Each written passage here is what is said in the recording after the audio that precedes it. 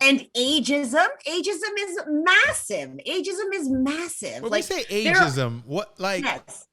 People who are not choosing to date certain people because they're discriminating because of their age. Okay, so let's talk about that. I definitely want to dive into. I was talking about that because okay. I don't actually think that the three of those categories that you just listed live in the same space. Yeah. So height is something that is literally completely out of anyone's control, and it doesn't say anything about your lifestyle. Guys? And you see what I'm saying?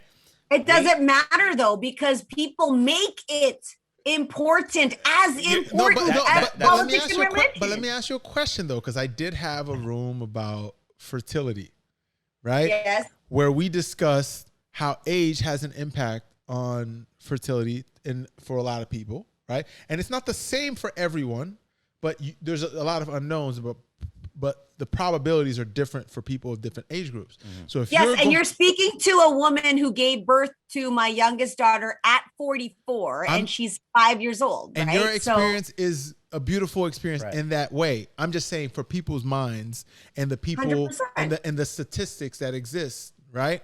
A lot of people, when they're choosing who they want to be with, a lot of times they are choosing people who they want to have kids with. And this is one of the very first conversations we had when we were having this podcast put together, was when you're making a selection on who you want to be with, and if part of it is someone you want to raise a family with, how much do the people factor in the genetic and the fertility aspect of it as opposed to the compatibility aspect of it? And we're asking this question knowing that most people don't have enough information or understand the reality of somebody's health, right? Physical health, based on their age. You see what I'm saying? Exactly. The reason I was differentiating guys, there is a difference though. When you are hiring a matchmaker, right? Right. And now you've paid money. You're like, and a significant amount of money. Mm-hmm. Mm-hmm. You might say, let me trust this matchmaker. And I'm open and willing to any suggestions that my matchmaker says. That's dreamland. That doesn't happen. Mm-hmm. Okay. What happens is, in some cases, I paid you money and I want you to deliver the most optimal human being that my money can buy. Sounds like a good deal. In some cases. All right. Completely unrealistic. Completely unrealistic. I like that deal. Sure, of course you do. Where do I sign up for that deal? Just out here. Out here on the streets. What are these streets? Of course, I'm not on the streets. So that being said, when you, as a man, if you're a 38 or 37, Jeff? 37. Currently 37. As a 37-year-old man. You get rounded up to 40. It's all good. Hey, right? Listen. Chill. No, you're fucking with you. So let's be real here. As a 37-year-old man, whether you hired a matchmaker or not, likely you hired a matchmaker and the matchmaker said, I have a beautiful 40-year-old, never had kids, super fit, blah, blah, blah. Maybe you'd need to see her picture, whatever.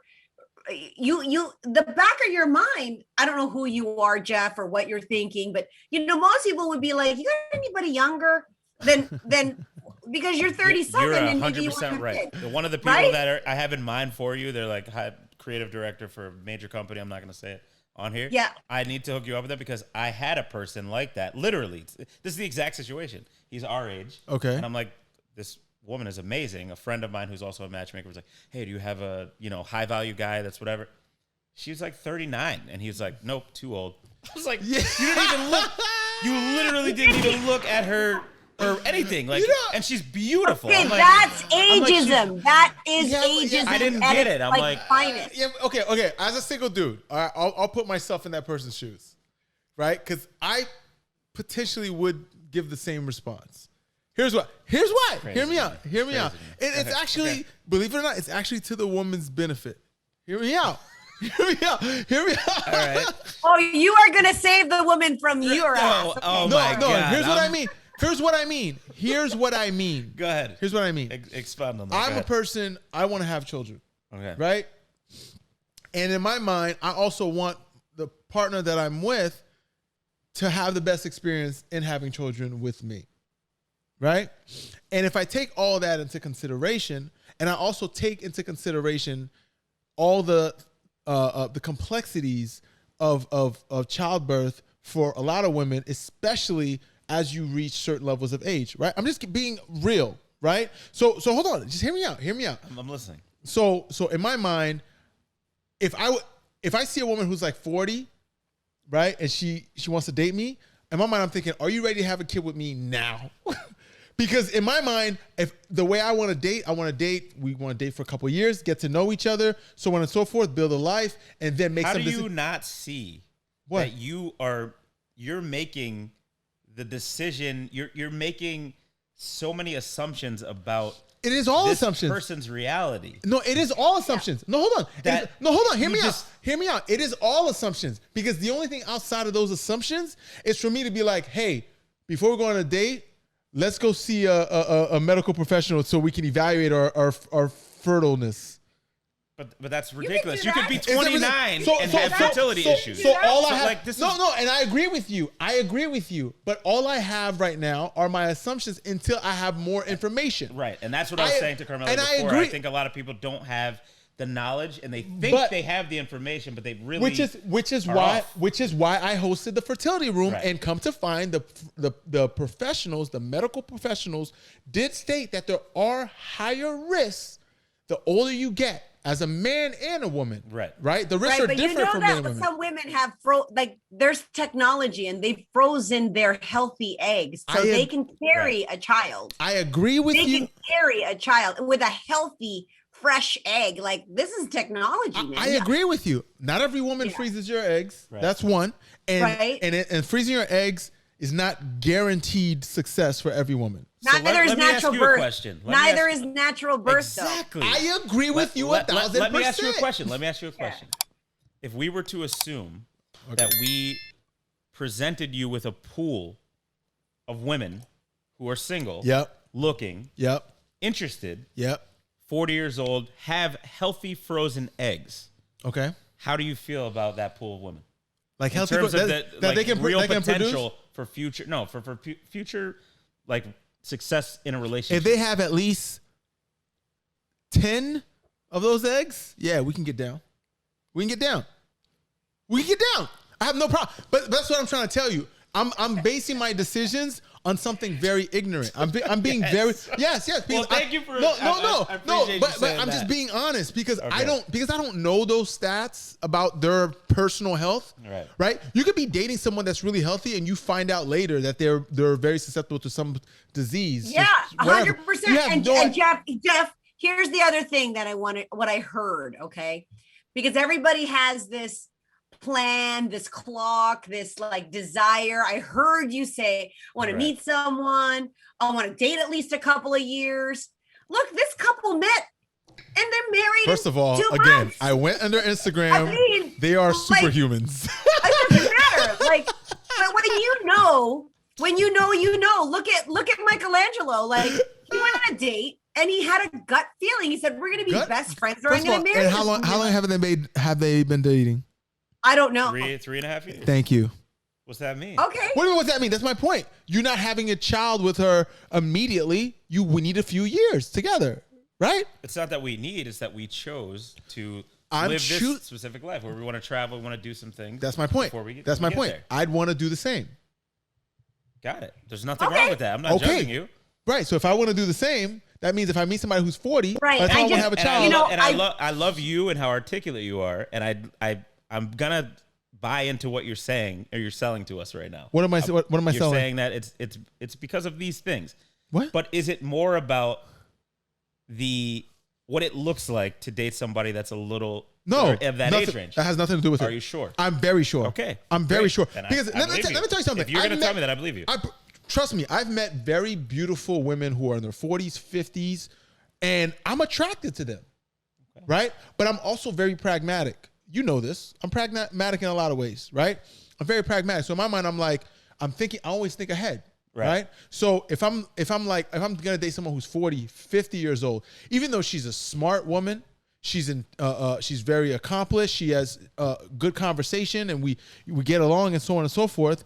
That's only a portion of my life that matters. Only a portion. The other portion that matters and will matter is when I want to raise children. And what I don't want is to have an experience where we're having this emotional roller coaster of trying to figure out if we can have kids or not. Because when I hosted that clubhouse room, there was a woman who came in there. She spends hundreds and thousands of dollars trying to get pregnant. It's taking her through an emotional roller coaster with her partner, and they don't talk about how many partners break up because of that. You know what I mean? I don't want to put anybody through that, nor do I want to put myself through that. Totally get it. But I need you to also keep in mind that it's not specific to age, even though the likelihood, based on what the doctors were saying, the likelihood is higher. It's definitely is higher. I get that. It's not guaranteed. To Carmelia's point, it's not exactly. Carmelia knows. It's not guaranteed. But I don't play lotto for that reason. I know women under 30, the age of 34. I know a handful of them who one went into menopause early, and the others can't have kids, and they're those are the exceptions, not the rule. They're not the rule. If I'm gonna place my bets on something, I'm gonna place it on something that has a lot more. So let's not get off topic, because when you're matchmaking, like to Jeff's point, and I know Michaelangelo, I can see the passion in you to like, yo man, what's like, but then again, and by the way, I get that because I went through genetic testing as a 44-year-old woman who got pregnant, and my partner is 8 years younger than me, guys. Okay. So he's in his mid 30s, right? And I'm 44. So at that time, now I've also have 2 other children that are perfectly healthy. And thank God I have great pregnancies. Like I have no issues with pregnancies. However, things could have gone, you never know, right? You never know. And was it ideal for me to give birth and have a child at that age? I don't know. There's women that and celebrities that have kids, but I'm not suggesting it. At 49, at 50, they get pregnant. But again, those are. But you know what's interesting about what you said? You said the guy was 8 years younger, right? Yeah. So when I had that fertility room on Clubhouse, one of the things that they mentioned, a woman has a better chance of having a successful pregnancy at an older age if she does it with a younger man. The problem. Well, there you go. Yeah, I mean, that's just okay. No. I know that. I know that fact. So but what I'm saying is, I don't know if I'm considering myself necessarily a younger man. No, I don't know where the line is drawn. I have no idea. All right. You know what I mean? Men can have children at 80, guys. You guys have active stuff like all the time. Yes, but there's still health complications that go. The age is different for men. The statistical. Well, yes. Okay. There's ageism. There's ageism as it pertains to biological clock in children, but there's also ageism of older women, like of men to women their same age. Okay, when you're 50 and you're like thinking, I don't find any women my age attractive for your own reason. Like a blanketed statement. Exactly. Yeah, I'm not saying. That's what I'm talking about. I'm not saying that. I'm not talking about that. There's plenty of women a lot older than me that I'm just like, that's my thing right there. Right. but then the pragmatic side of me is like, I gotta look out, because let's be honest. If I just looked at people, Jeff, it just depends on how much older, right? Like, and at the same time, when the Cupid strikes, hotties. Huh? When Cupid strikes, okay, and for whatever reason, clearly that's not been the case.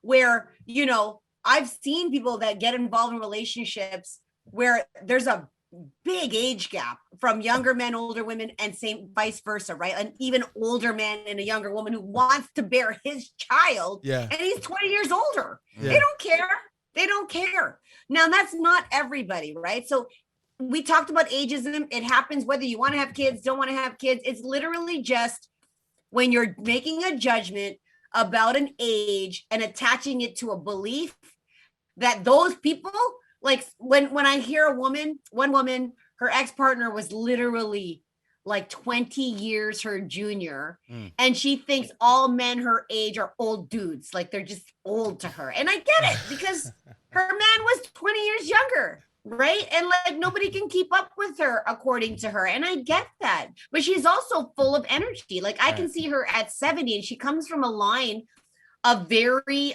like her parents are still alive, like in their 90s or whatever it is, right? When you know you're gonna live a hell of a long time. And men die before women, like historically, genetically. I mean, yeah, they do. They pass. True. It's true. These aren't it's hard true. facts. No, I know. You have a I know, shorter but lifespan. I know, but it's for a different set of reasons, right? Right. But here's the deal. Think about what you said though, and I mentioned this with the question you asked. Like if there was somebody that had these frozen eggs and we knew they were going to be so forth.